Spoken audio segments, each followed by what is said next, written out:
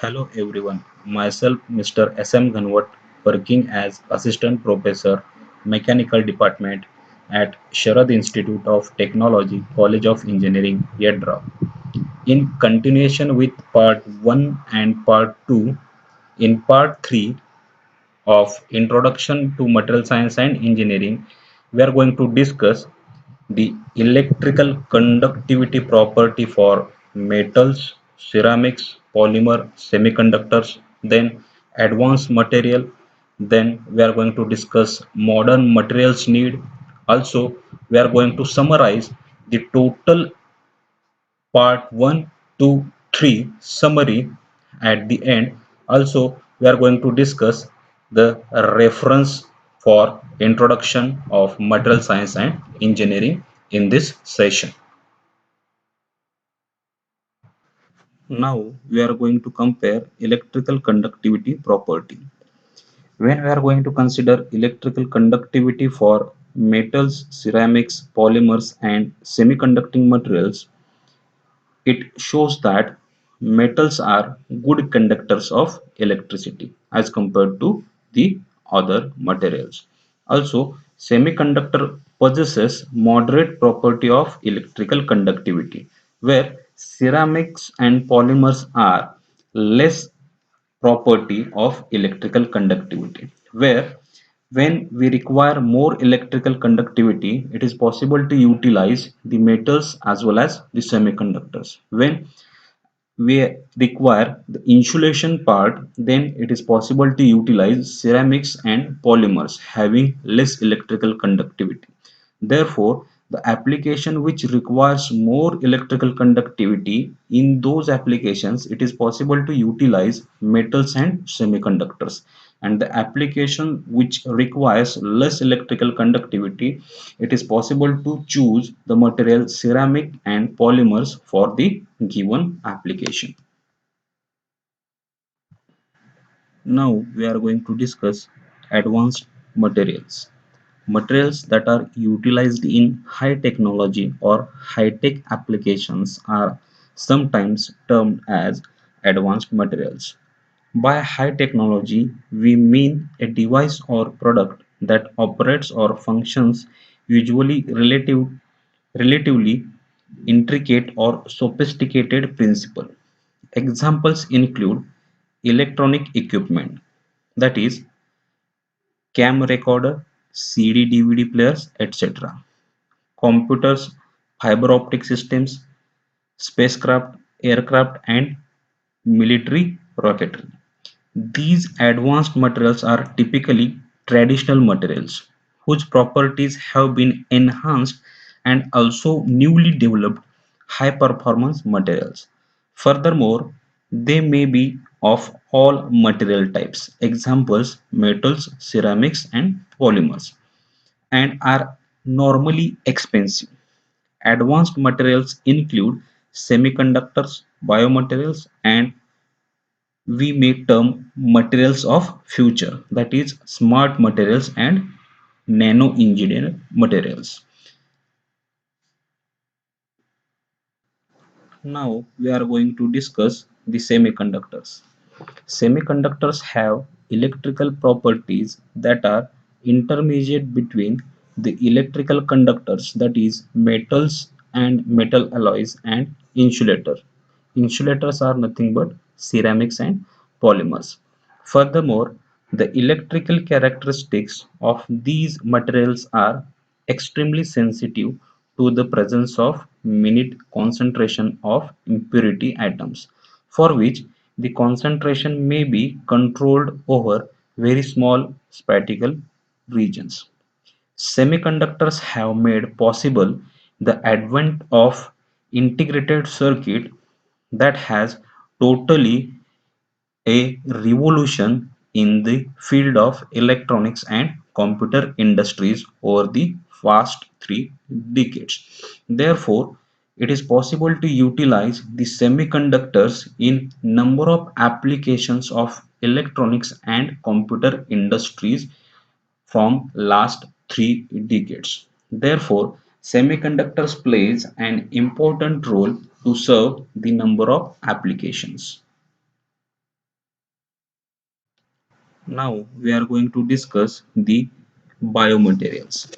Biomaterials are employed in components implanted into the human body to replace diseased or damaged body parts. These materials must not produce toxic substances and must be compatible with body tissues. That is, must not cause adverse biological reactions. All of these proceeding materials, metals, ceramic, polymer, composite, and semiconductors, may be used as biomaterials. For example, some of the biomaterials that are utilized in artificial hip replacement. Also, these materials are beneficial for number of applications. The application involves medical science. Now we are going to discuss smart materials. Smart or intelligent materials are a group of new and state-of-the-art materials now being developed that will have a significant influence on many of our technologies. The adjective smart implies that these materials are able to sense changes in their environment and then respond to these changes in predetermined manner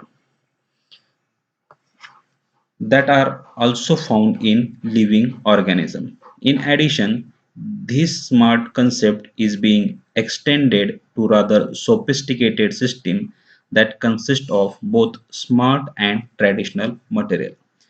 Components of smart material or system include some type of sensor that detects an input signal and an actuator that performs a responsive and adaptive function. Actuators may be called upon to change shape, position, natural frequency, or mechanical characteristics in response to changes in temperature, electrical field, and or magnetic fields. Four types of materials are commonly used for actuators: shape memory alloys, piezoelectric ceramics, magnetostrictive materials, and electro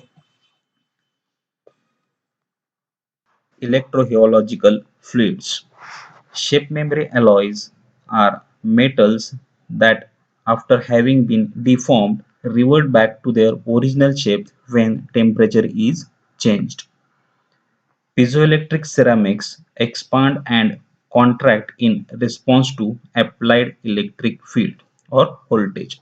Conversely, they also generate an electric field when their dimensions are altered.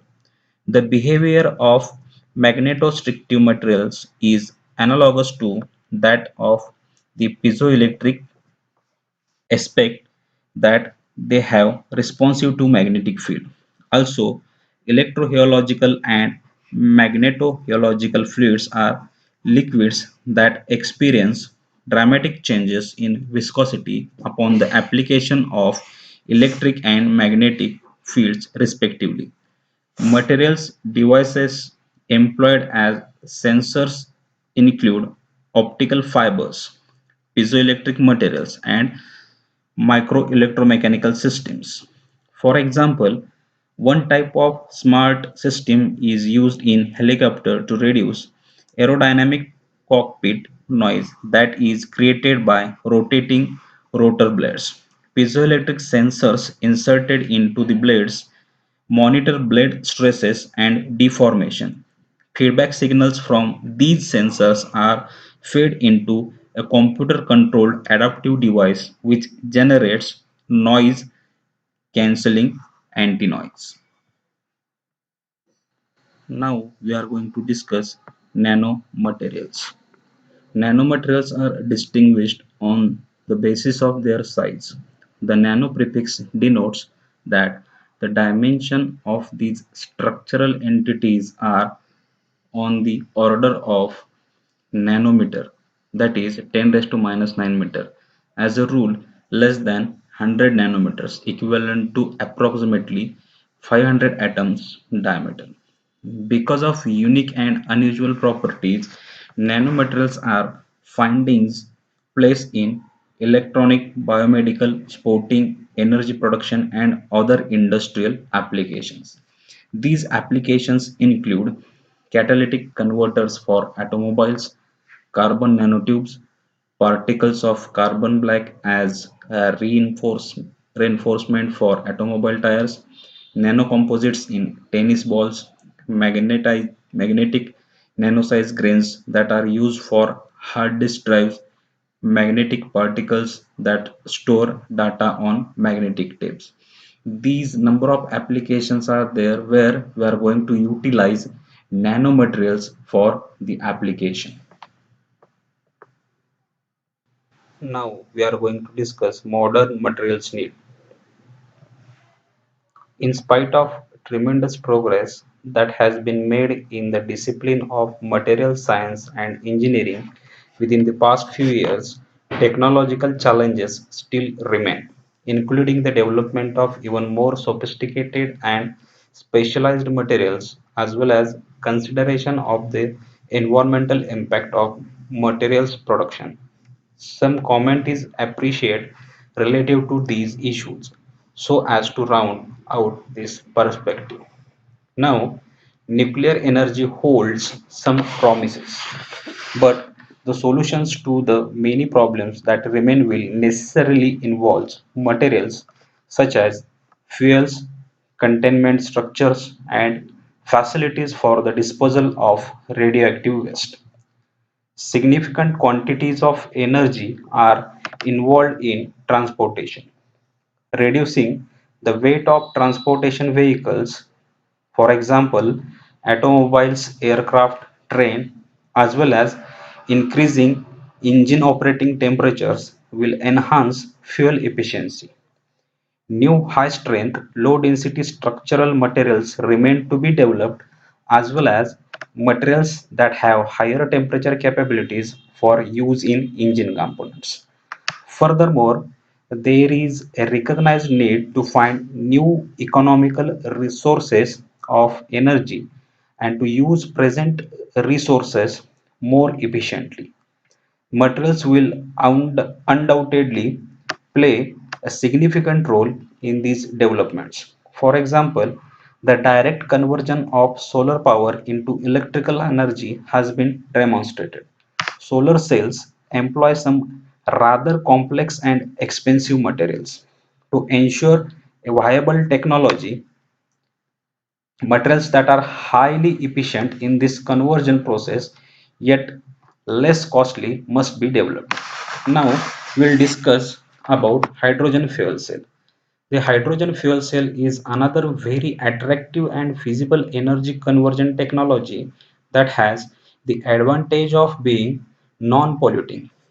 It is just beginning to be implemented in batteries for electronic devices and holds promise as a power plant for automobiles. New materials still need to be developed for more efficient fuel cells and also for better catalysts to be used in the production of hydrogen. Furthermore, environmental quality depends on our ability to control air and water pollution. Pollution control techniques employ various materials. In addition, materials processing and refinement methods need to be improved so that they produce less environmental degradation, that is, less pollution and less despoilage of the landscape from the mining of raw materials. Also, in some materials, manufacturing processes toxic substances are produced, and the ecological impact of their disposal must be considered. Many materials that we use are derived from resources that are non-renewable, that is, not capable of being regenerated. These include most polymers, for which the prime raw material is oil and some metals.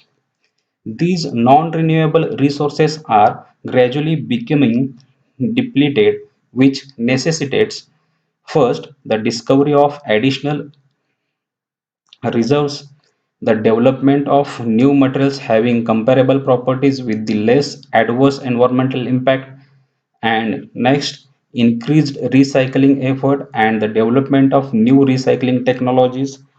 As a consequence of these economics of not only production but also environmental impact and ecological factors, it is becoming increasingly important to consider the cradle to grave life cycle of materials relative to the overall manufacturing process. The roles that material scientists and engineers play relative to these, as well as other environmental and social issues. Also, the role that is played by these scientists and engineers plays an important role in the development of material science. Now we are going to summarize material science and engineering as there are six different property classifications of materials that determine their applicability: mechanical, electrical, thermal, magnetic, optical, and deteriorative.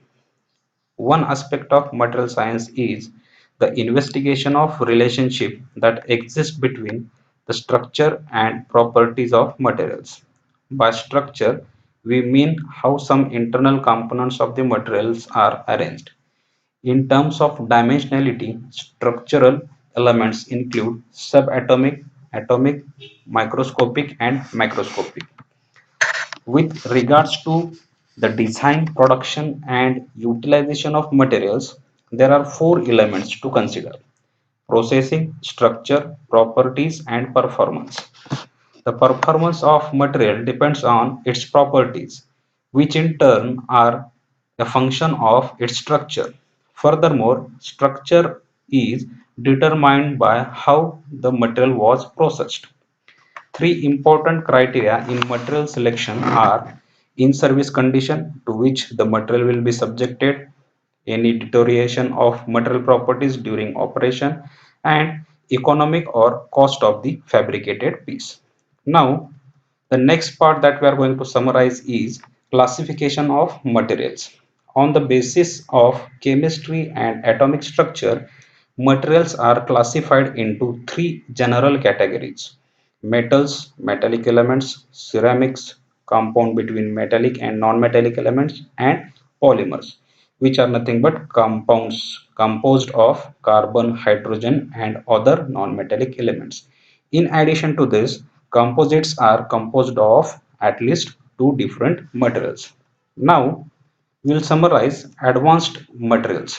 Another material category is the advanced materials that are used in high-tech applications. These include semiconductors having electrical conductivity in intermediate between conductors and insulators; biomaterials, which must be compatible with body tissues; smart materials, those that sense and respond to changes in their environments in predetermined manner; and nanomaterials, those that have structural features on the order of nanometer, some of which may be designed on the atomic molecular level. This is the summary of Introduction to Material Science and Engineering.